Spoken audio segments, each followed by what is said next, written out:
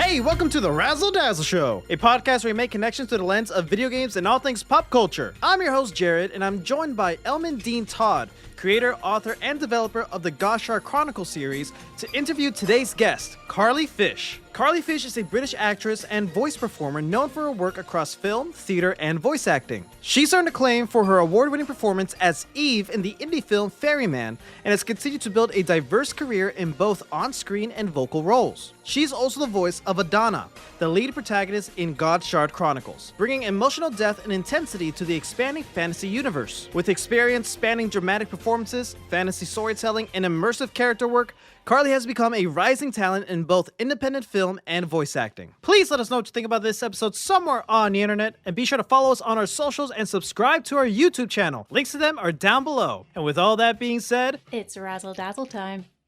Hello, Carli. Thank you so much for being on the show. How are you today? I'm good. Thank you so much for having me. How are you? I am doing fantastic. If I was doing any better, I'd have to hire somebody to help me enjoy it. Thank you for asking.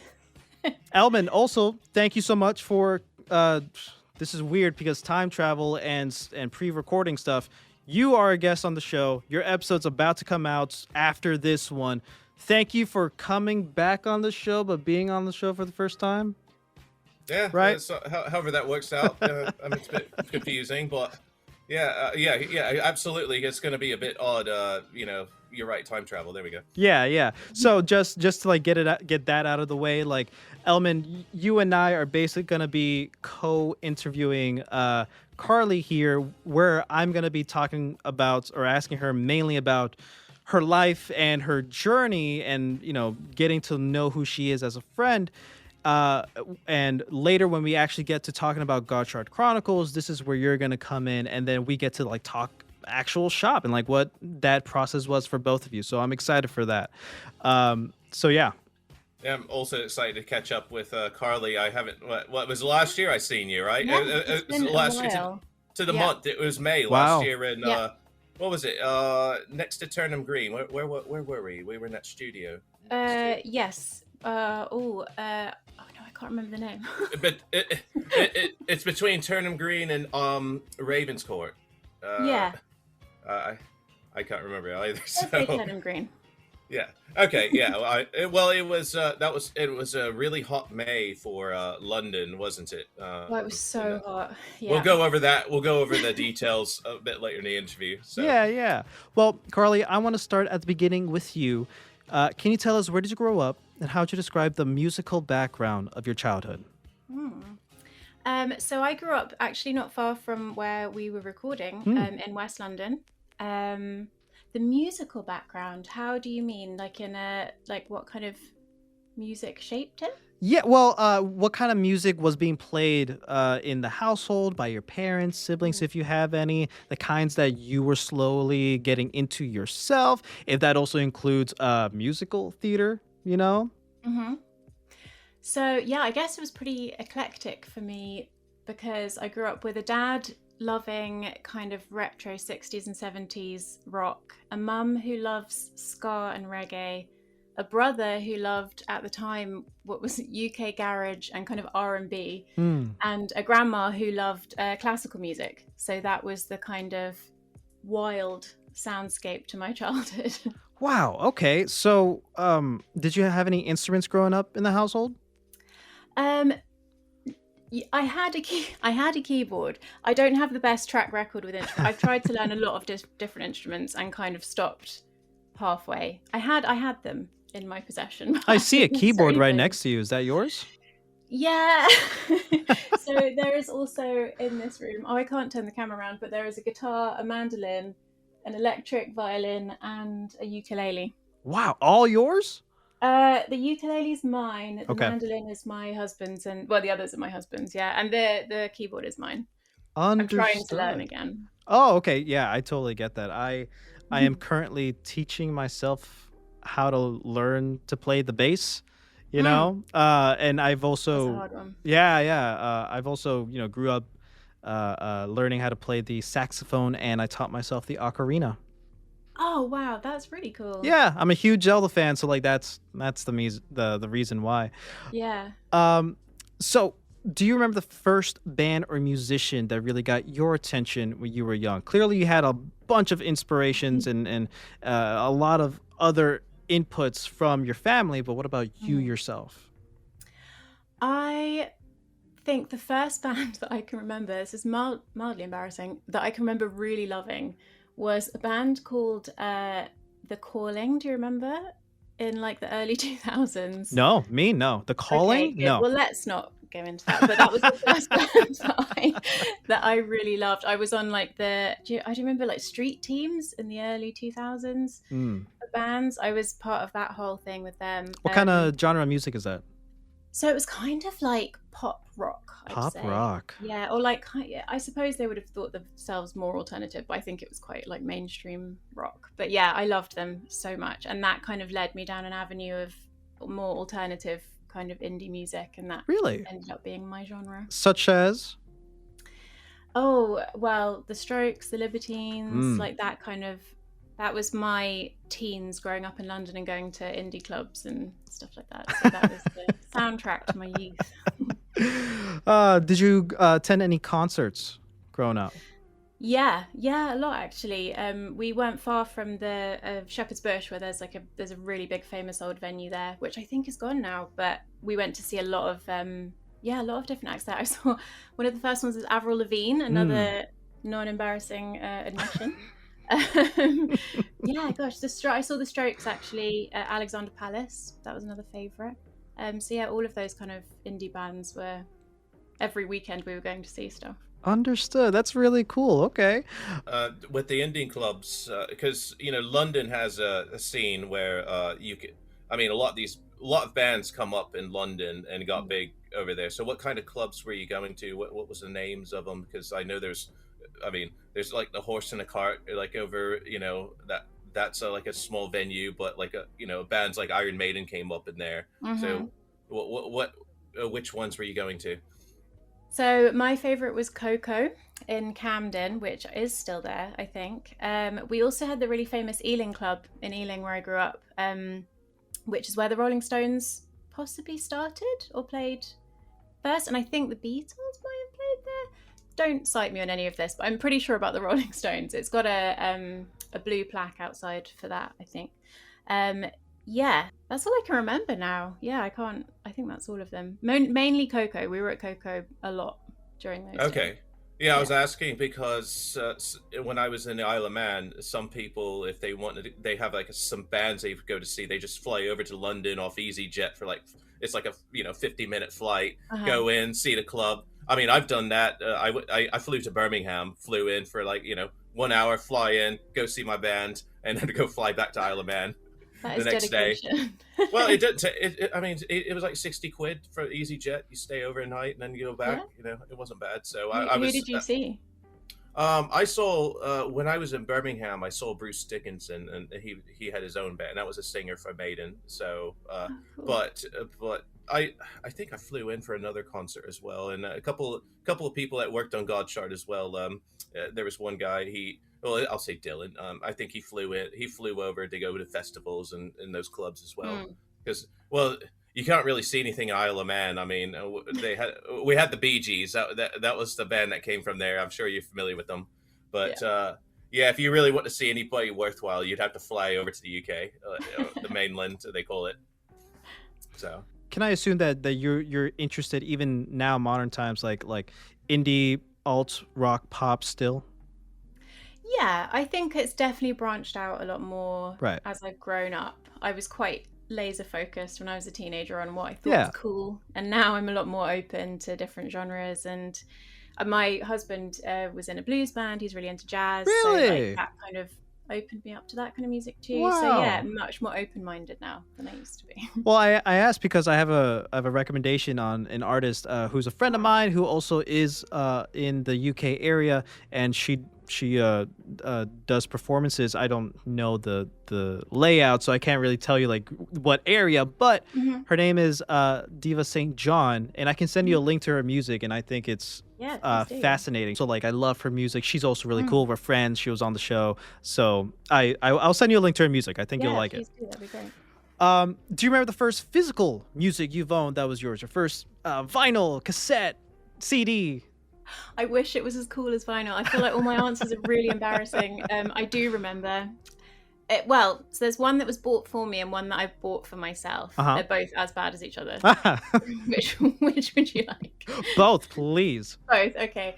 The first one that was bought for me was the single by a band called Hearsay, who won a competition called Pop Idol I think it was Pop Idol or Pop Stars it was called then in the UK. It was like America's Got Talent type thing. Yeah. And they were the band that were formed. And then the one I bought for myself was Lucky by Britney Spears. Wow, I love that. That's not embarrassing at all. What do you mean?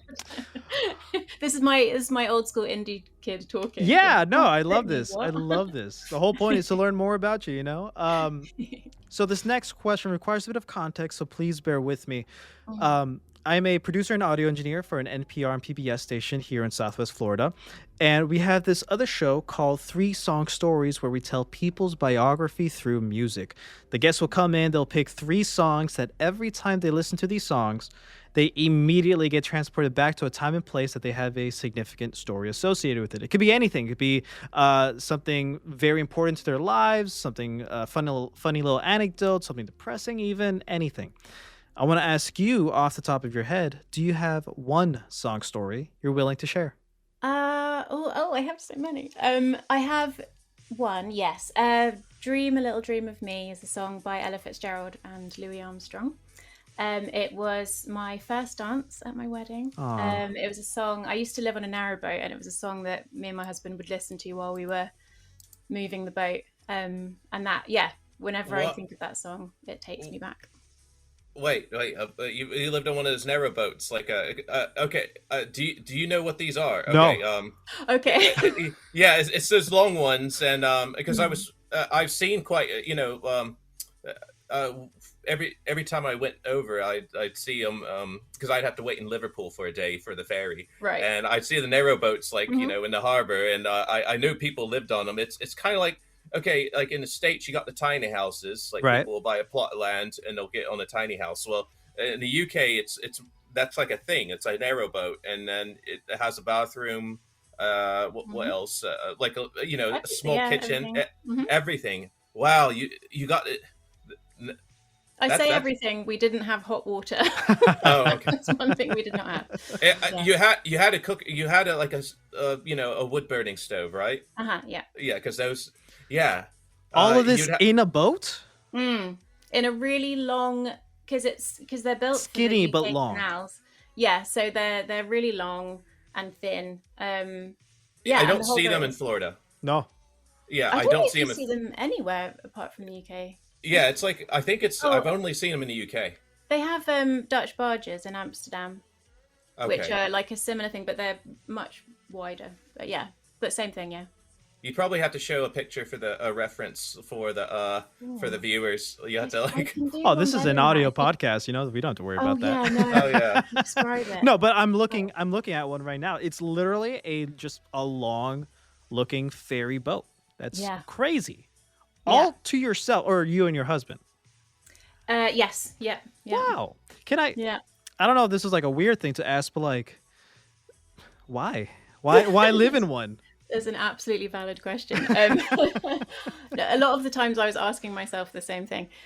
We were living in London and we didn't have a lot of money, actor's life, and we wanted to live together, just the two of us, instead of with housemates. And that was kind of how we ended up. We found one for rent and we did it for a year to see if we liked it, and then we bought our own, and then we lived in it for about 6 years. So yeah. So people just rent out their boats for this reason, just like any other house or apartment. I mean, not legally. Yeah. As I was saying it, I was like, that was against the law, but sure. Yeah. There's like there's a lot of permits and things involved, like health and safety laws about renting, but you can have a friend of a friend who might have a boat. And maybe sometimes you send the money and you live on it. But yeah, we did that for a year.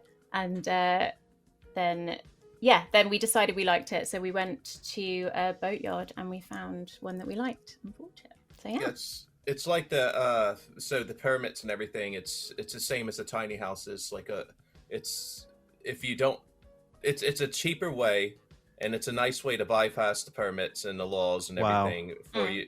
It's the equivalent of the tiny house in the States, and I've seen other people, especially London. It's the most affordable way if you are to live over there, especially if you're in acting or such, and you need to live in the city, but you just cannot afford like one of the flats or something.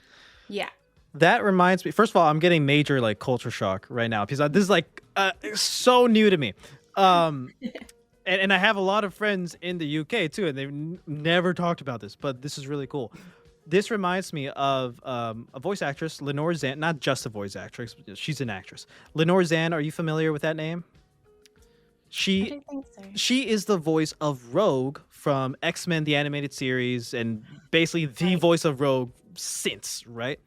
Among other things, obviously, but that's her most well-known role. I can consider her a friend. She was on the show. She's amazing. I bring her up because I read her. Do I have it? Yes, I do. I read her a memoir. Yes, A Rogue's Tale, and it's her entire life story. She's amazing. She has a interesting story. But I bring this up because during the early days of her life, she traveled so many places and has lived in so many different conditions and so many different places. And one of them was, I forget like exactly where, and I'm not going to skim through the book right now, but it was on a boat for months. Like she was like working as like it was one of those tour guide boats somewhere like in the Caribbean area, I think. Wow. And she was alone. She was just backpacking through, and then she stumbled upon this boat guide who helped her out, gave her a place to live on the boat, a bed, and she worked for her stay, and she helped be that guide for months, and all of this while also acting. And so it's a crazy tale, but like that's the only reference I have about this situation, and I think that's really freaking cool. Would you like, I don't know like what the horsepower is on these types of boats, but like would you like occasionally like make trips and just go to other places? So we had to actually. Oh, okay. So you can either have a mooring, which is where you have a permanent spot where you live, right? Or we had what was called a continuous cruising license, which means that you had to move. It was based on these kind of ancient laws. All of the wording in the laws was about parishes, so you had to move from one parish to another every 2 weeks. Huh.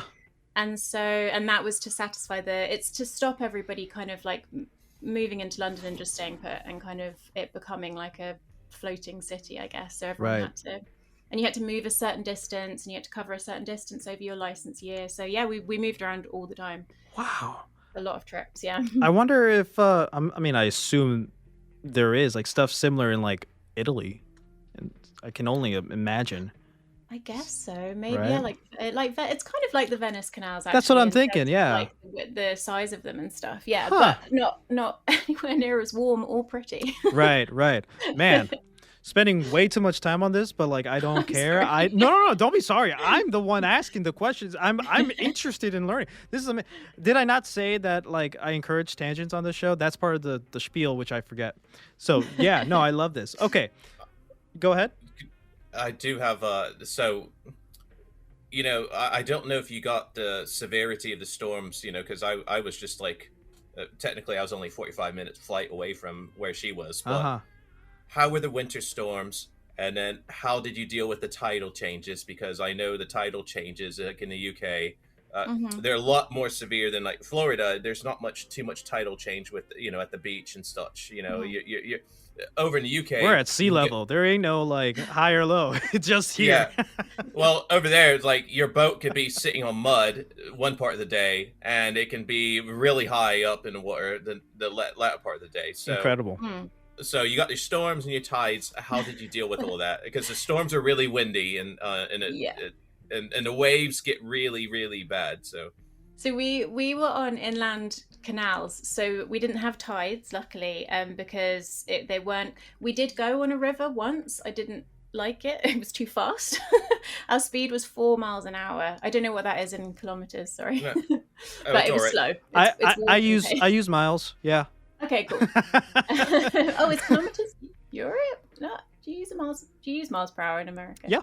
Yeah, I think. What am I thinking of then? I used Japan. We use kilometers, but yeah. Okay. So. Yeah, so we were slow anyway, was my point. But yeah, we didn't have tides. It was just they were man-made canals. But what we did have was something called a lock, which is to go uphill. You would have to go in. Oh, I have to describe this better for people who can't see. But it's basically like a big tank of water, and you steer the boat in at the bottom. You fill the lock up. Then you go out and you shut the gate, and then that's how you kind of go. It's like stairs for boats, basically. But yeah, so we had locks, and sometimes people left locks open and drained the canal, and your boat would tip over sideways, which wasn't fun. Wow. But yeah. Did that happen Incredible. to you? Pardon? Did you have the boat tip over, or was that? I have a video of the stove with. We had an old whistling kettle that went on the stove, and I'm putting the kettle on the stove, and the kettle is just sliding. Oh my off God. to the side. Yeah, it happened a couple of times. It wasn't fun. Oh my goodness. Yeah. Dream a little dream of me. Well, to get back on track a little bit more, Sorry. no, don't apologize, please. That song you mentioned, for your song story, Yeah. your first dance at your wedding. Mm-hmm. How does that song fit into your life today? We still listen to it a lot Yeah. when we're driving or in the house, and it's just nice, happy memories every time. It's kind of a nice, romantic, nostalgic song anyway. So I kind of felt the same way about it before, but now, yeah, just happy memories. Love it. Well, thank you for sharing that. Now, shifting from music, I want to know more about the kind of cartoons, if you watched any, that you've watched as a kid growing up. Ooh, Like, cartoons. can you describe a standard Saturday morning? You know what I mean? Saturday morning cartoons. Saturday morning cartoons? I think I used to be really obsessed with something called the Snorks. Did you have the Snorks? I think, are they like the underwater Smurfs, Yeah. basically? Yeah, They've got yeah. like a little Uh-huh. trumpet thing on their head. Uh-huh. Those guys, loved them. And Smurfs, I think I just really liked. I really liked the Borrowers as well. I think I just liked small things. Just small little guys having adventures is like my jam. I like it. Amazing. I love that. Okay, cool. So at what point in your life did the arts play a major role? I mean, you've already described that music was always in the house. You grew up around that. And you tried your hand at becoming an instrument, but like the other aspects of arts, when did that first become a thing? Very early, actually, for me, because I started acting when I was a baby. So I had my first acting job when I was 14 months old. Wow. Yeah. So always, forever. Like I've acted for literally as long as I can remember. What was the role? Yeah. It was a nappy, a diaper commercial for the American audience. I don't think the brand doesn't even exist anymore, but yeah, it was like I was a baby. Right. Yeah. Ever since then, so were you drawn to acting in general, or like musical theater, stage acting, on camera? I think as a child, most of the stuff I did stage with school and with kind of like drama groups and things like that, but not so much professionally. All the professional stuff I did as a kid was screen. So I just grew up loving. I love being on set and filming, and screen acting is my kind of major calling. I think that's what I loved the most when I was growing up. If you've been an actor since you were 14 months old, obviously you didn't make those decisions for yourself. You didn't pick out those roles. You didn't accept the roles and those offers. So I can only assume that your parents were also heavily into the arts, no? Yeah, so my grandma, I think, just loved theatre and got my mum and her two brothers into it when they were kids. And they didn't, one of them, my uncle sort of stuck at it for a while, but my mum just remembered when she had kids, how much she loved it when she was a child. She did a lot of kind of theatre and opera and stuff like that. So she just thought that she would try it out, see if we could get, it was me and my brother, if we could get an agent. And it was always a thing of, as a baby, an agent as a baby. Yep. I love this. Yeah, we had this really amazing acting agency then called Bubblegum, with the agent there who actually became a really, really good family friend of ours, which I think was a really crucial part of why I loved it, because she was really nice. And also my parents, it was always very much like, you can do this for as long as you want, and as soon as you don't enjoy it, or if you grow up and you don't want to do it anymore, that's absolutely fine. Like there's no, it was kind of treated as a lot of fun, not a career, not work. Right. Yeah. Wow. Which is nice. Yeah, no pressure. Sounds like the opposite, the typical Hollywood story. Yeah, right. yeah. But I remember once when I was younger, we got invited on a chat show about child actors, and I think that's what they wanted me to say. They were like, "So you've been forced to be an actor your whole life?" And I was like, "No, I love it." And she was like, "Oh," really annoyed about it. But I always, because my brother stopped. He didn't want to do it anymore. He preferred football. So he stopped, and that was fine. And I carried on. So yeah. Understood. I mean, I can relate in some way, and I'm not an actor, but my stepdad is an audio engineer, and he's worked with Pitbull, Shakira, Gloria, and Estefan, some big names, and he was with my mom since I was 5, and because of this, I basically always I grew up within a studio, right? And it wasn't until like a few years ago where I fully developed an overall interest in audio production. I mean, like this show itself is over 6 years old, and I've been doing this for a while.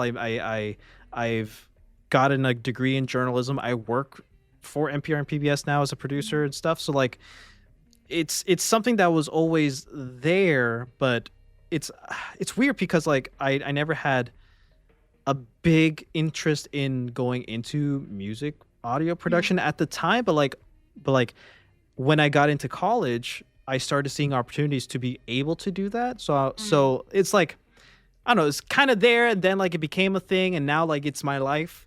You know what I mean? So I can kind of relate of being brought up in that environment. I think that's really cool. Yeah. Do you think it feels like your happy place because it feels familiar, the whole environment? Oh, that's a good question. Yes. I find it fascinating when I this is a small example, but like when I walk from where I am right now, my in-home studio, to the living room. Just hearing the audible differences in the room, the acoustics or whatever, because one is sound treated and the other one isn't. And I'm like, that is so freaking cool. So like I kind of always had that as a kid too, because like the 1-bedroom condo that I grew up in, basically, it was also like pretty well treated, at least certain areas were, and I think that was really cool growing up in like an actual studio, seeing the spaces, seeing the equipment. I think that was always cool. It's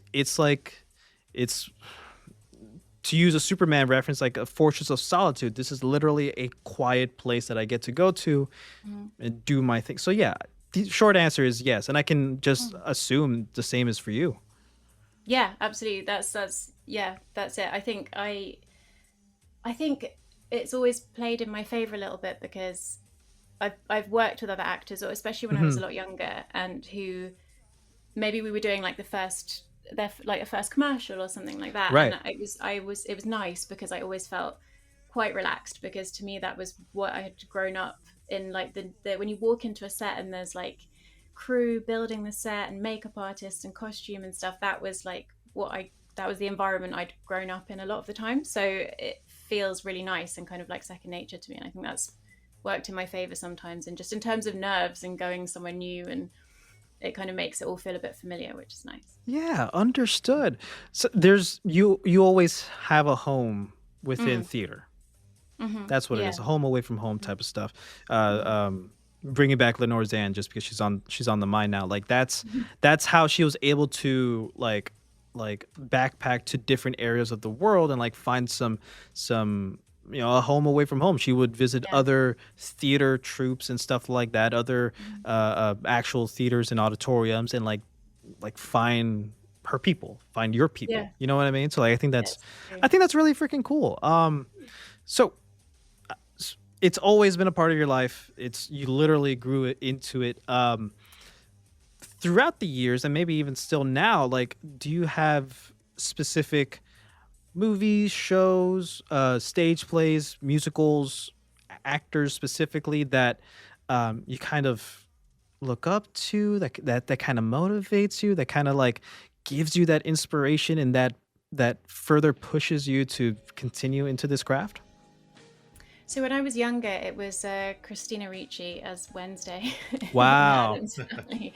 I just thought she was so cool, and I was like, "That's a kid. She's doing it. It's really cool." And just style-wise, great. But yeah, now I think someone I just started watching the second season of Beef on the Netflix. Do you know the Netflix show? No. It's really good, but in the second season is Carey Mulligan, and she, ever since I saw An Education, she's been one of those actors for me that I've just I think she's brilliant in everything she does, and she's such an inspiration. I love her style. She's so emotive but so reserved at the same time, and I find her really inspiring. Wow, really cool. So now you've worked across film, theater, voice acting. Do these mediums scratch different creative itches for you, or is it all in the same? No, definitely different. Okay. Really different. Theatre scratches the itch when I want to be terrified and then feel good about making myself do it afterwards. I don't do a lot of theatre, I have to say. I've only done kind of bits and bobs. There's nothing as bad as the feeling before going on stage, but there's nothing as good as the feeling coming off it after doing a show. Right. Unless you messed up. But yeah. So I do love that, but I do find it much scarier than screen. Screen, I love the intimacy of it. So that is probably that's what I get from that. I think it's such a nice kind of quiet style of acting that I really enjoy. But voiceovers, it's the most fun. It's so freeing not having to worry about what you look like. And I've done kind of probably the most creative and most fun stuff in voiceover rather than other types. Well, I'm glad to hear that. I was hoping she wouldn't say that. Yes, voiceover is the worst.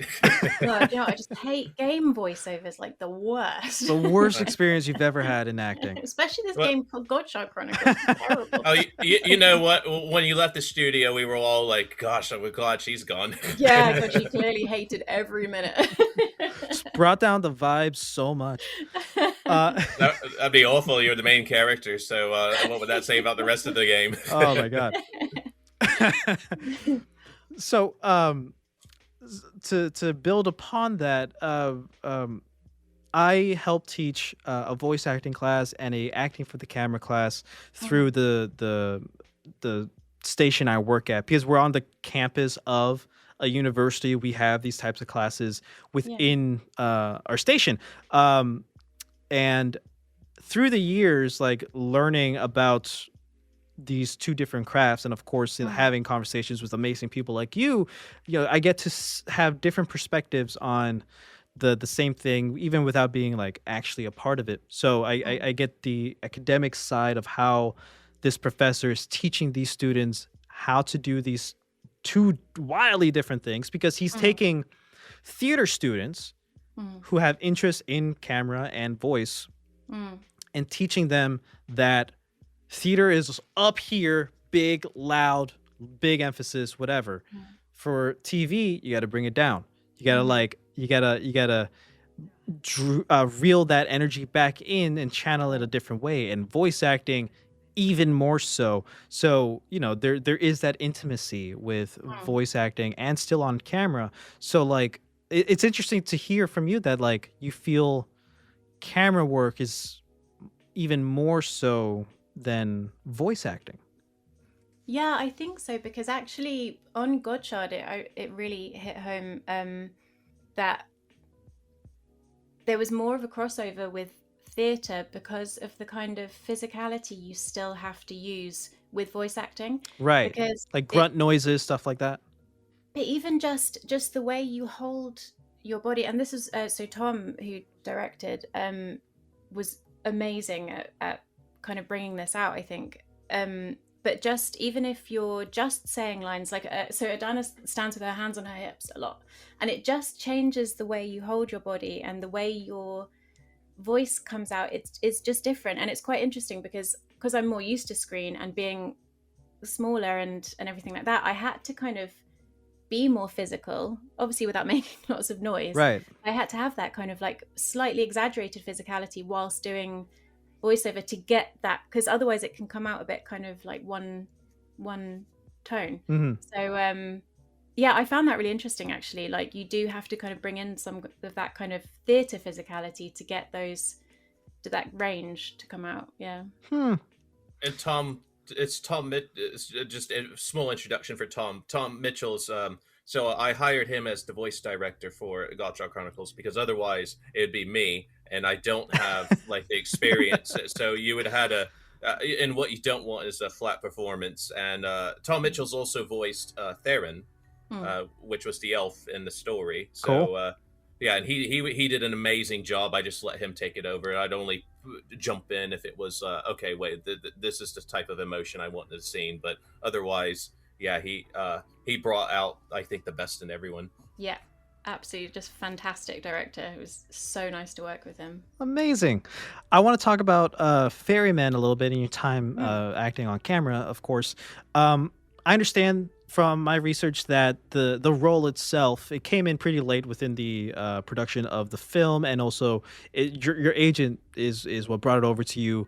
You read the script and you had a very emotional reaction, positive emotional reaction to it.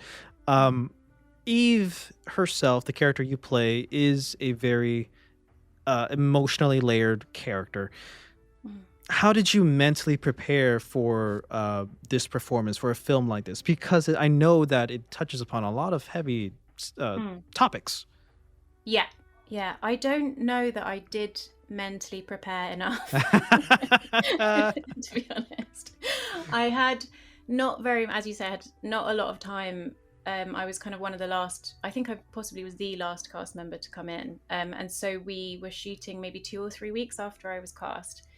So in a way, I get a little bit, maybe a bit intellectual with research, especially with something like that. I wanted to, she has a condition, so I wanted to research that. I wanted to read interviews with people who are going through similar things, just to try and get into her headspace. But kind of preparing for how hard it was going to be was not on my radar at that time. I just wanted to get the character right and kind of her emotions right. But yeah, it was tough. It was really, really hard. We were shooting, I think we shot for 11 days or something for the whole film. It was kind of long days, not very much sleep. And it was really hard. But I think I'm kind of glad I didn't go into it preparing for that, because I think it all just fed into the character, because she is going through such a hard time and she's tired, she's exhausted, she's sad, and I was all those things too. So it came across. Yeah, it was a lot.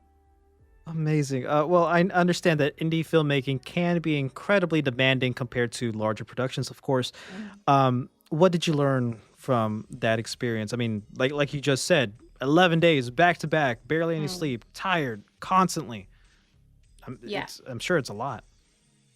Yeah, I think the biggest thing I learned was what I was capable of, which I think if I'd have gone into it knowing what it was going to be like, I might have kind of psyched myself out. But we just jumped in, and there's something about independent filmmaking, especially under those kind of constraints, which just makes you bond with people like nothing else. Like everyone, because it's a small crew, there's like not many people in the cast, so you just become so close so quickly. We were all staying in the same kind of small town, and it was I think if you'd have asked me before, if you were working like 15, 16-hour days and sleeping for a few hours, getting up and doing it all again the next day, I would have said like, oh, I don't know if I can handle that. That's like that sounds like a lot. But it's amazing once you're in that kind of zone with those people and you form those kind of relationships, how it doesn't really feel like hard work. Mm-hmm. It's just becomes really exciting and really creative, and everyone's very supportive of each other, and it becomes this kind of very, at the end of the day, we were so tired, but I never lost the kind of want to like throw myself into the scenes and the acting, because it was such an exciting kind of frenetic time. So yeah, I was proud of myself afterwards, because that was I wouldn't have thought I could do it, but I did. Wow. So yeah, with this being a very exhaustive process, and now after the fact, getting to see that it's one film, it has gotten film recognition and awards, if I'm not mistaken. Does that give you more confidence as an actor overall, seeing that you're able to overcome even these types of challenges? I really want to say no, and that I had the confidence all along and the power was within me. But yes, absolutely, 100%. It was my first feature. It was my first feature film, and as the lead as well, and that's nerve-wracking. And especially a film like that, because she's kind of the emotion of it. It's a lot of it is on her shoulders. So yeah, and it was such a long process as well. It didn't get released until something like, oh gosh, like 6 or 7 years after we started filming, and right. We did a lot of refilming, and there was a lot of kind of stuff in between. So after all that time and after all that work that we'd put in, for it to be taken into so many film festivals, and then for the awards to start coming in, it was so validating. It was really nice, and it was really satisfying. That's really freaking cool. And I will say, I haven't watched the entirety of the film as of recording, because we just set up your interview like a few days ago. Yeah. And I had like an interview with Grant Kirkhope, legendary video game music composer, the other day. So like I was prepping for 2 interviews at the same time. Anyways, excuses, right? But I have done my best to do as much research as possible within the given time, and from the clips and videos I have seen of the film and of your work in general, personally, I do think that you did an amazing job with the portrayal of this character, and of course, from what I've heard in Godshard, I think you're capturing that character like perfectly. But for Eve specifically, like, with what I understand with how difficult situations like that can be, even from people I know personally that are going through similar stuff, like the way you're bringing that out, I think it's I don't know if refreshing is the right word, but like it's great to see that someone's able to do it justice. You know what I mean? Like the representation matters, and I feel like it is like a weird taboo usually, but I guess indie films are what challenges the scene, right? So like I don't know. I think you did an amazing job. Thank you so much. Yeah. Thank you. It was really nice, because it is a hard topic, and it's actually a topic that's it's in the news a lot at the moment. So that was another experience I hadn't really had before, was people approaching you afterwards to talk about their own experiences, which was just such amazing stories to hear. And so yeah, people saying those kind of things, like, it's important to talk about, and people don't want to talk about these things, and it was nice. And that was another thing that I really loved about Eve, actually, as well, is that she also has this kind of very playful attitude as well. And a few people have said that, like, it was a nice, when I read the script, I was like, I love the nuance to her character, because it's not just, it could be just constantly like angst and depression and everything, but she's actually really playful, and she really looks for kind of happiness in small things. And I think it's a really nice side of that, the way the script was done. Yeah. Like I said, you did an amazing job from what I have seen bringing that out. It's just incredible to see. It's just, it's surreal for me to like be in a position that I'm obviously grateful for, of like being able to watch performances like yours and a bunch of other people's that have been on the show, and I get to watch it as a consumer, because I would never have watched anything like Fairy Men on my own time. So this gives me an excuse to try something new, to broaden my horizons, and that's something that I really try hard to do here on the show. For me, for my co-host, and hopefully for the audience. So that's one, as a as a consumer, but also like as a journalist. Again, like I'm constantly learning more and more about the things that people like you do, and I find that amazing, like how different people bring different aspects to the thing. Even though like a common thing in the acting world is like keep stealing from other people, put that thing that other person did in your toolkit and like use that later stuff. Like it's fascinating to see how like that works. And also like now as an interviewer, like getting to hear your side and your story puts, again, that performances you give into a whole new perspective. Learning more about you and like becoming friends with you, and like it's just a cool interconnected thing that is just really awesome to see. Anyways, I'm gushing, but no, we're points. Well. It's awesome. You're awesome. It's great. Thank you. Now to get into the voice acting side of things just a bit more, I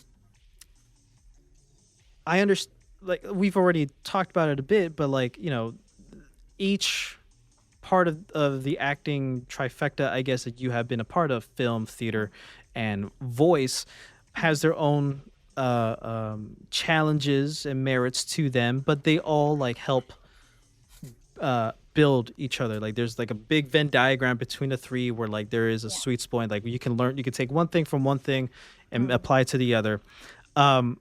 Over the years, what has been the hardest part of learning the individual aspects of each craft as you went on? Well, I don't know. I think for me, I think theatre has always been the hardest thing, because I didn't really. Yeah, I didn't go to drama school, so because I'd acted my whole life, I just carried on. You were a natural. You didn't need school. No, I probably did.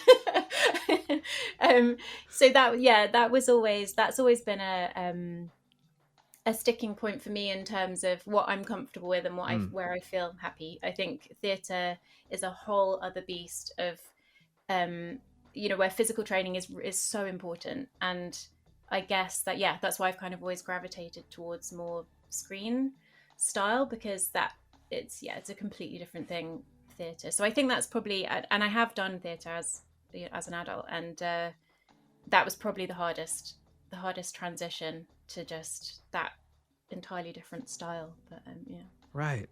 It's so like you're going from a different aspect of starting in TV, where you're being taught to only do so much within the lens, within the frame, to theater, where it's like you got to overdo it. You got to oversell it sometimes, and to like really get the emotion across. That's crazy.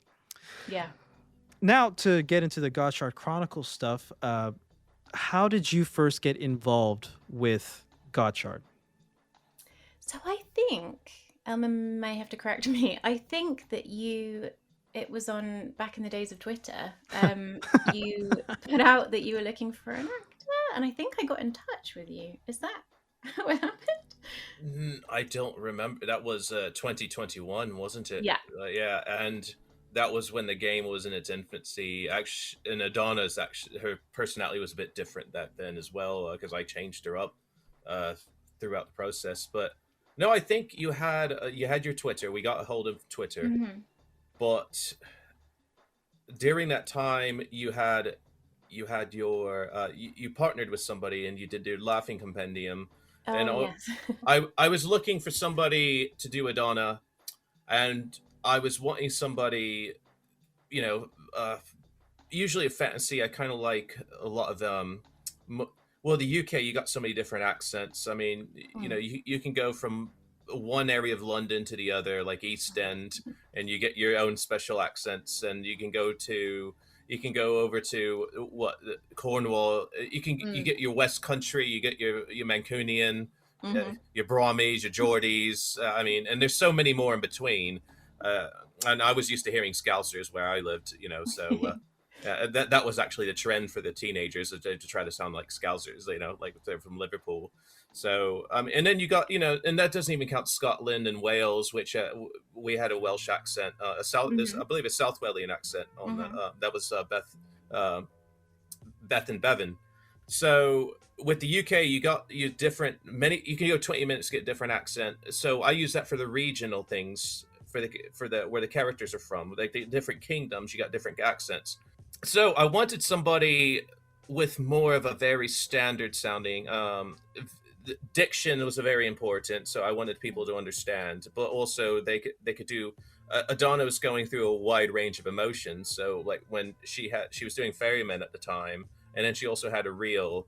I watched Carli's reel, and then I listened to her laughing compendium. I was like, I think she can do it all. She's very easy to understand. She sounds very standard. She also can do this wide range of emotions, and that was the most important. And she just gave, I think I gave you a few lines in the script, and you threw some at me, and I said, yeah, she would be perfect. And you also told me at the time, you always wanted to be a main character. Ever since Tomb Raider, she liked Lara Croft. Yeah. So, but I'll let you go on from there. But did you grow up playing the game? Oh yeah. Wow. I was a huge gamer. I still am. It was like my dream. But I think that's how I found you, because I would just trawl Twitter searching for, like, you know, female voiceover wanted for game, and then just replying. Yeah, always been my dream. I've loved games ever since I was tiny. So yeah. Okay, I should have asked you this earlier. So what kind of games did you grow up playing? What was your first console, first game, if you remember? What kind of genres are you into? Oh, I'm gonna give away my age here. All right, I'm the oldest one here, so.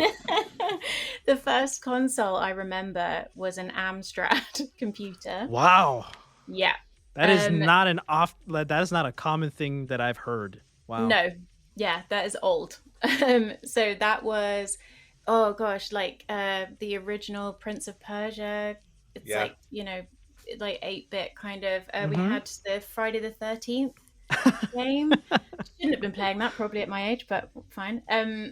Yeah, and then we moved on. I had a Sega Game Gear. I had I think the first, when I really got into gaming, was the Game Gear, and also the PlayStation 1 when it came out. And I experienced Spyro for the first time. Spyro! Oh my goodness. That's a good time. Platformers are your jams? Like what kind of games do you still gravitate towards?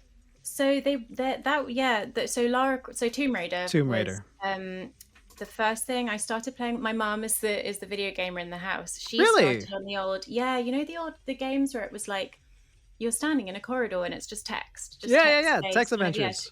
She started playing those, and then just got really into gaming, and you know, got me and my brother into it. So we played everything when I was a kid, everything together. So we played Tomb Raider together, all of them. We played Silent Hill together. We actually ended up during lockdown having our own Twitch channel where we would play horror games, the two of us. So yeah, she was kind of like my big introduction into games. But yeah, so she really loves puzzle type things. So point and click kind of games became the main thing that we would play. So Broken Sword, I don't know if you know. Treasure Island? Or Monkey Island? Monkey Island. Yeah, I think. Your mom was the gamer. She introduced you guys to video games.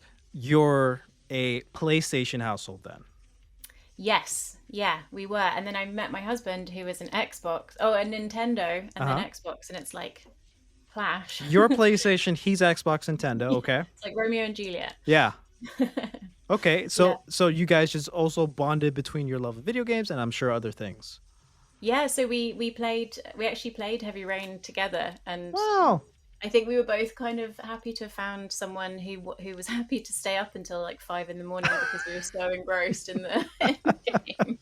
So yeah, that was a big way that we bonded. But yeah, I love kind of any kind of adventure, point and click, anything puzzly. I really like. We just started the Resident Evil from the beginning, so that's really exciting. Are 'Cause I you don't are you know a lot playing about the remastered one or remastered one. Yeah, okay. Wow. yeah. It's I'm sure it's going to be jarring going from that to the new Resident Evil 2 to the new Resident Evil 3 and so forth, like because Yeah. it's like massively different. So Mhm. that's awesome. Oh my god. Okay. Then just because it relates to Godshard, are you into Zelda at all? Has your husband introduced you to Zelda, Secret of Mana, RPGs in general? Yes, he loves RPGs. I hadn't played many before I met him, and he is a massive Zelda fan. Like has played all of them and was playing the new ones as well. Mm-hmm. Because I hadn't played a lot of RPGs, and then he got me into Baldur's Gate 3 when it came out. Wow. That was like my first experience really of playing an RPG. So yeah, but now like hooked. Like yeah. That's so cool. So what's your mother, your husband say about this game coming up? How do they feel about you doing this? Mum wants to play it together. I think I told you this, but she want to I was gonna say revivify resurrect the Twitch channel and play together. I think it would be really fun. Yeah, because you mentioned that back then. You said you would want to do Twitch with you and your mum, and you play because it's a co-op game, Godshard, so they could play it together. So that'll be really fun to once you get that ready, I'll be happy to. I'm sure the readers or the Discord members will love it, the backers and everybody. Yeah, we were saying I think because there's like it would be really fun because we could go through and voice like all of the lines and as we're playing and things, which would be really fun. Yeah. Well, that's what Harry did. You met Harry for a short time, right? Harry McIntyre for he was on the show. He was on the show. We're friends. Yeah. Okay. So he voices Thelonious Bane in our game. He did Noah from Xenoblade 3. Yep. He did his Twitch and he played through Xenoblade, and he did. He was doing all the character. He was even doing the other character lines. But I said, it's kind of like a bonus that your audience gets more of voicing from you. They get more of the game from you, in a way. But that'll be really cool because you can voice all the lines that you didn't voice. And, yeah, I think it'll be fun. So yeah, I love it. So characters like Spyro, Lara Croft, and more, just out of pure curiosity. So while learning and growing up within the acting world, did video games have any part in that inspiration, or like when did you first remember like identifying? Wait a minute, people work in games. These are voices in games. Somebody did this. I'm interested, Mm-hmm.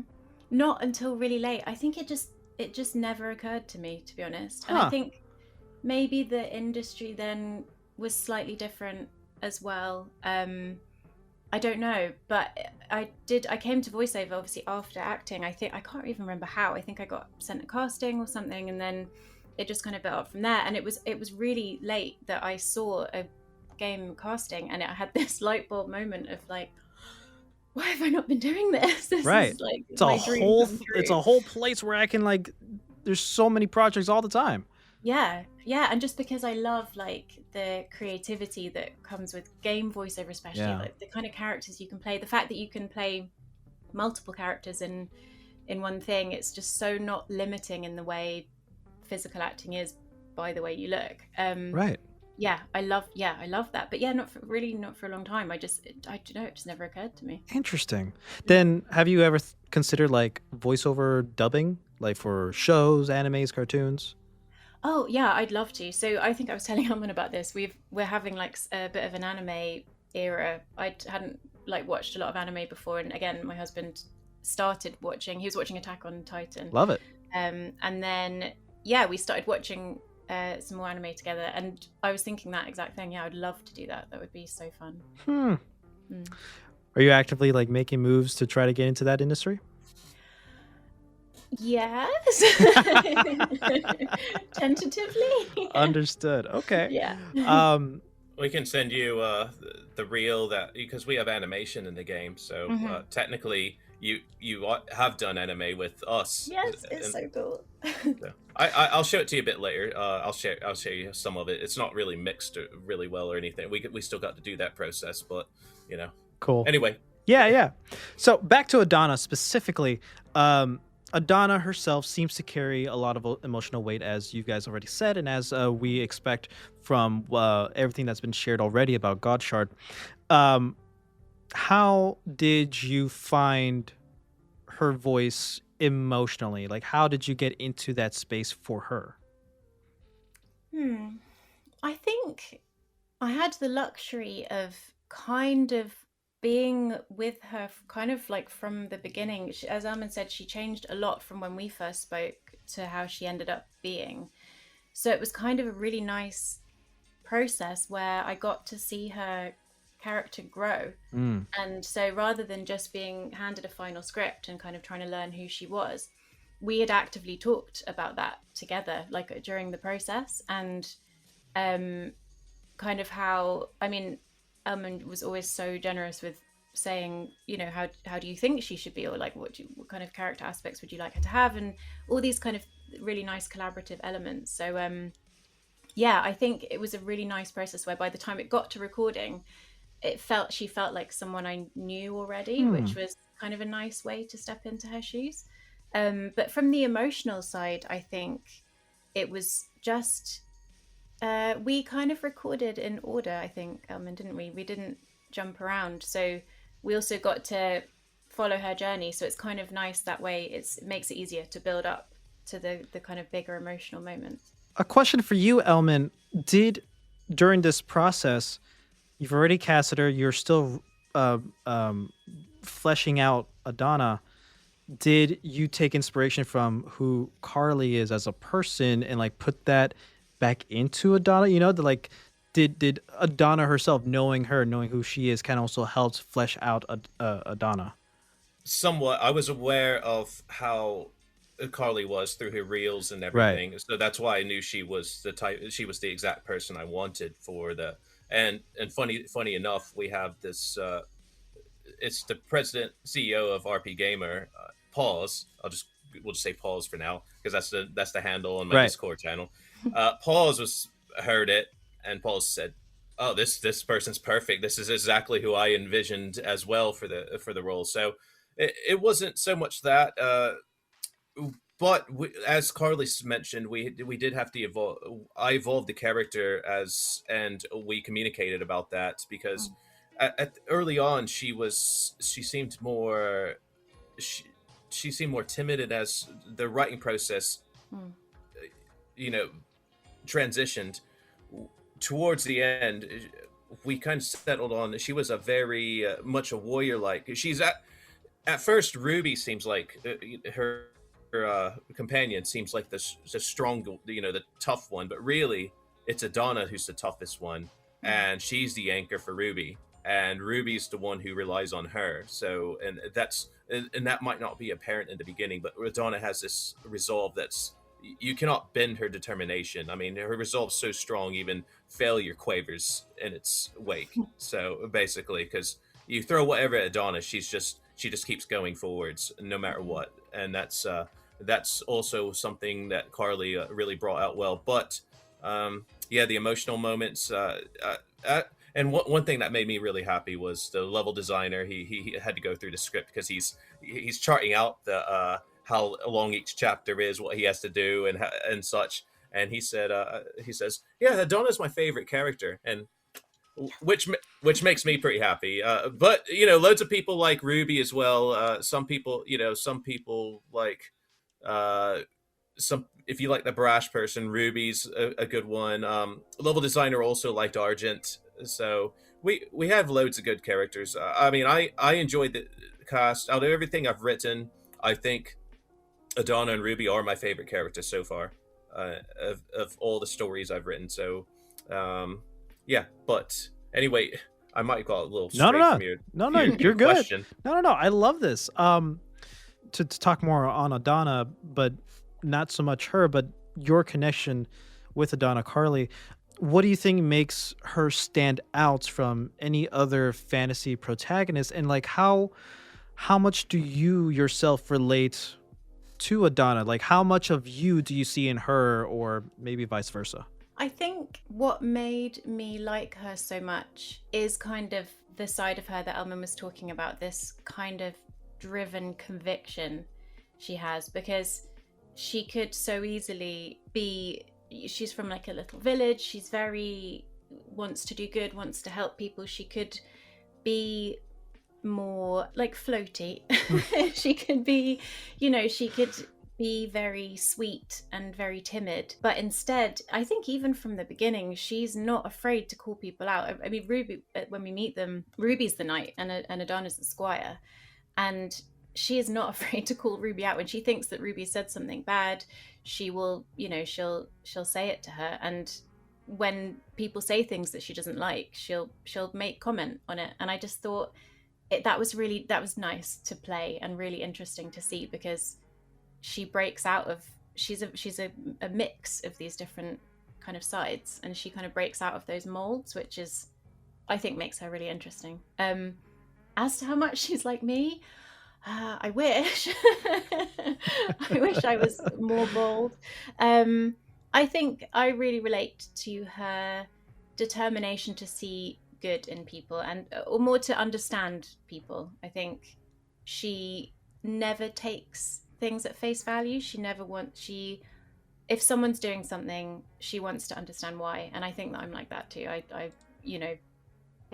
For example, if there's someone doing something bad, she will make an effort to understand why that's happening rather than, denouncing somebody. So I like that, and I relate to that. Awesome. Without spoilers, of course, what aspects of Adanna are you most excited for fans to eventually experience? I think just enjoying going on the journey with her and learning about the world that they're in. It's really hard to do this without spoilers. It's learning those kind of, she learns a lot of big lessons, a lot of big life lessons on the journey, and I hope that people will relate, or even just to parts of her, and just enjoy going on that journey and understand it. One thing I'd like to add is I want the players to, because she contrasts so much with Ruby, right? Some of the conflict just arises from their personality differences.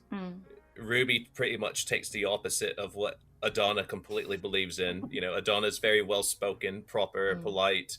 Ruby just takes the rude, improper. She'll bend the rules to get what she wants, and Adanna doesn't. So that's what they have to do throughout the journey, is figure out, okay, well, you disagree with me on this, and that's a lot of the banter back and forth.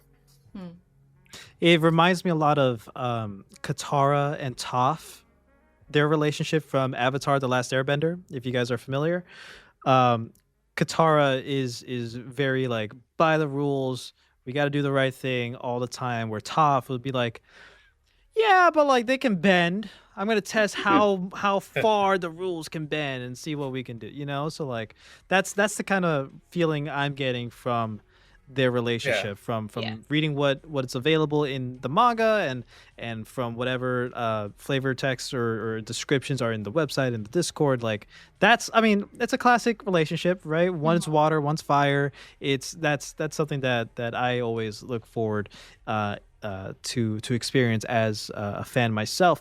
Now, for the two of you, like, how you've already you've already touched upon how collaborative the process was for bringing Adanna to life. You've already touched upon that, whereas you were literally doing it as you were recording. Were there moments where Carli's performance, not just who she is, not just Carli as the person, her performance actually influence or change how Adanna was written afterwards?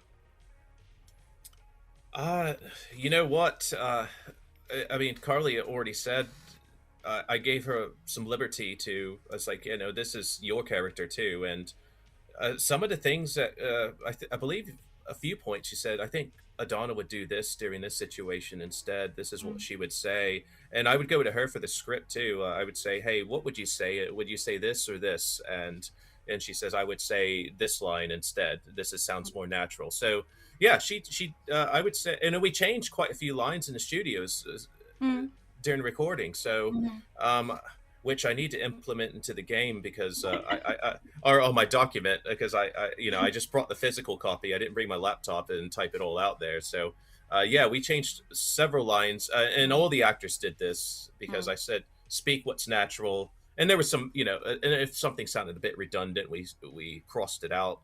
So, I mean, because really, it's these actors bringing these characters to life. Why should I get in the midst of that? I mean, as long as the character keeps the essence of what they're supposed to be about.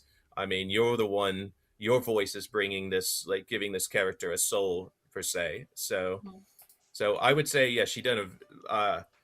I mean, I loved her performance. I mean, I loved everyone's performance. So I would just keep. I mean, I might be biased coming from my perspective, but no, she nailed it in my opinion. What was the biggest challenge in making Adanna feel emotionally real within such a large fantasy world? I don't know that it felt like a challenge because I felt like the way the script was written and the things that happened to her, it just felt like it built so naturally. Because those emotional, kind of the bigger emotional scenes come later. It didn't feel hard. It felt like a natural progression. Her story and her character arc feels really natural. And so I think because it's those very kind of real, relatable human emotions that even though they're placed in this kind of huge, like really, but I think maybe that's part of it as well, because Elmon has this incredible, already fleshed out world that is so detailed and so set already that it's easy to kind of step into it because you have all the information you need to kind of make it feel real. So I think between those two things, between her arc and between the world being so well done, it kind of, it didn't feel like a challenge. I don't think it just kind of happened quite naturally. Love that. I love that so much. That doesn't always happen, right? It's just that easy to like just get into the role and just like it feels natural, like you said. I keep forgetting Carli has read all the script, and then you have it, Jared. So she has the advantage of everyone. I think she's one of the few people that the actors have all read the script, and I think it's just a few select people on the team have read the script. So she knows exactly what happens, and actually that made me happy because I don't tend to like my own work. I see too many flaws in it. And if I went over the script again, I would want to revise it and correct some things. But so when I gave the script to Carli and Harry and Beth and they said, "Oh, I love this. It meant a lot to me because I didn't want them partaking in something that they didn't feel like it would be a struggle for you to even find enjoyment out of." So that actually makes me really happy because I want them just to enjoy it as much. Because this is their work. This is really I don't say it's my world. It's their world too because they're bringing life to it and they had loads of their input. It kind of just ran away from itself and just became something else. So the beauty of having a collaborative process to bring out the best in the project. Definitely. I love that. Was there a particular scene or recording session where both of you felt, okay, this is truly Adanna. This is who she is. Like you finally nailed this character. Oh, I was only able to do the first half of your recording because really I'm speaking to Carli more on this podcast than we did in the studio. We were, Yeah. yeah. I think we went out to lunch, but then we had all the actors there, and Yeah. I felt like I could only give like you like 5 or 10 minutes of my, you know, like, cause, Yeah. and we were was a trying to. lot. It was a lot that day. I wish I brought help along. That's how busy we were, and so we were just rushing through these lines and getting everything. So. It's really hard to say without spoilers. I think Right. I think that there's a particularly emotional scene, but then maybe I might be biased because that's just my favorite. I love angst. I love anything like that, and that's my favorite thing to act. So maybe a slight bias there, but there's a big emotional scene that I did, and it felt good afterwards, and I thought, I don't know, it made her feel real. What about it? What about it made it feel real for you then? It's just very just kind of, I think, like I said before, just very real, relatable human emotions that happen across the spectrum of genres, and so nothing to do with it even being in this kind of fantasy setting. It's just a very kind of sweet, real human scene, and yeah, I really enjoyed that. I think we I won't say animated. what it is. Yeah, it's too much. I know which scene you're talking about. We animated that one, so it's and it's very quite a long animated scene as Wow. well. I think that was for the animation budget. That scene is probably a good chunk of the animation budget. Well, I cannot express how excited I am to get my hands on this game and experience this story. Elmon knows that I have read all of the books and the mangas for this franchise. I did all that in preparation for his interview episode, and I instantly fell in love with the world. Like you said, there's so much to this world, and like you as in Adanna are the prequel to the books, which is also like an interesting thing, like for me as a reader, as an enjoyer of it. So like I can only imagine like how much more there was or that has happened within the world that you got to explore. I'm excited for it, man. And from what I've heard, obviously from the trailers, you sound amazing as Adanna. So I can't wait. Thank you. Now let's get into the speed round where I'm going to ask you, Carli, a bunch of silly random questions and we're going to see how you do. You ready? No. Yes. If you were the final boss in a video game, what would your title be? Wait, when we say speed round, am I allowed to add an explanation? It's just 100%.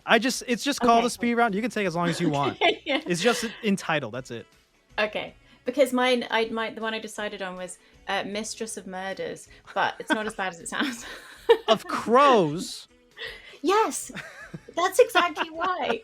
I am currently cultivating a small army of crows in the park down the road, and so that would be my supervillain vibe. Really? Yeah. I heard that like crows are obviously incredibly intelligent and they like remember the people who are like who bring them like good food or like nice things or whatever, and like even bring That's them me. like shiny stuff. That's amazing. Did you know that they really like grapes? Oh, yeah, no, I did know that. I haven't tried grapes yet. I've been giving them cashews, which is expensive. So I need to find something else.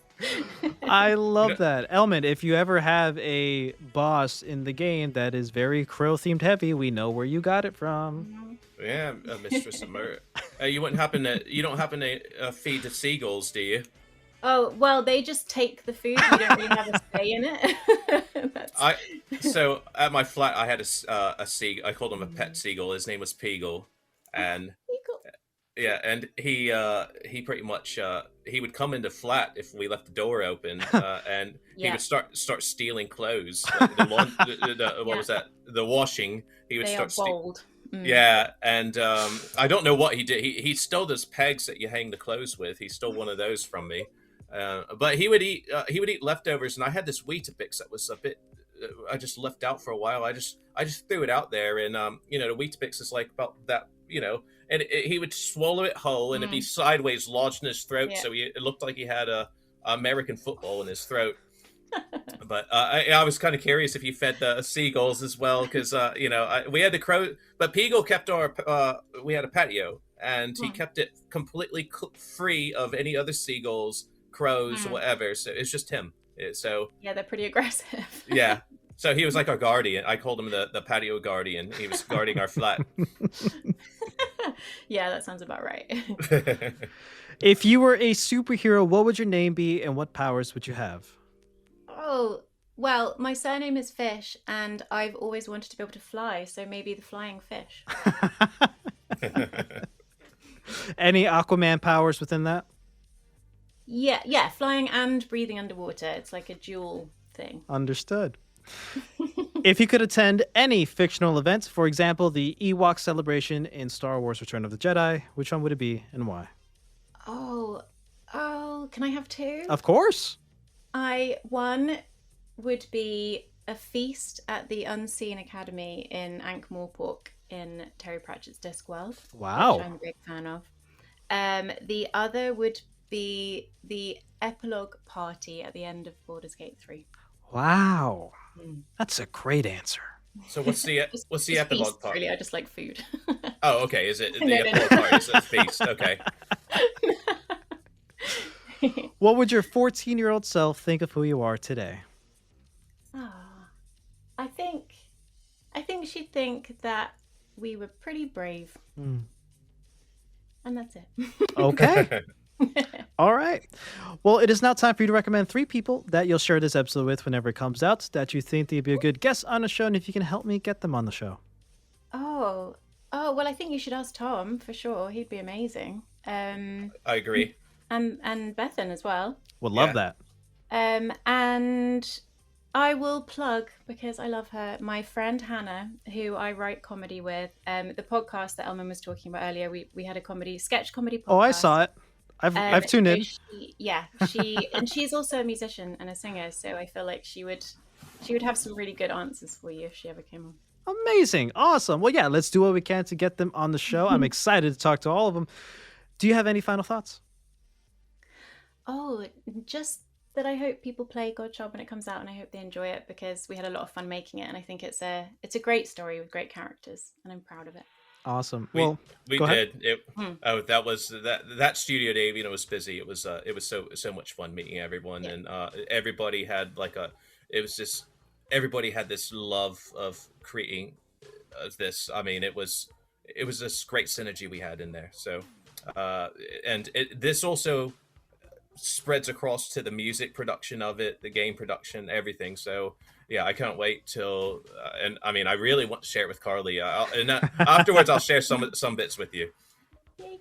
Amazing. Well, Carli, thank you so much for taking the time to be on the show. Elmon, thank you so much for setting this up and for of course coming back or coming in for the first time, whatever, time travel. Carli, you are amazing. I'm so happy that I got the chance to meet you and getting to walk out of this with another friend made. It's amazing. The work you do is incredible. Again, I'm excited for Godshard, and just thank you so much for everything, Carli. Thank you so much for having me, and likewise, it's been really nice to meet you and hear your stories too. All right, that's all the time we have for today, guys. Thank you so much for joining us on another episode here on the Razzle Dazzle Show. If you want to hear more from Carli, be sure to follow her on her socials and check out her website, carlifishvoice.com. Be sure to let us know what you think about this episode somewhere on the internet. Follow us on our socials and subscribe to our YouTube channel. Be sure to rate us 5 stars and leave a comment down below. We'll catch you on the next one.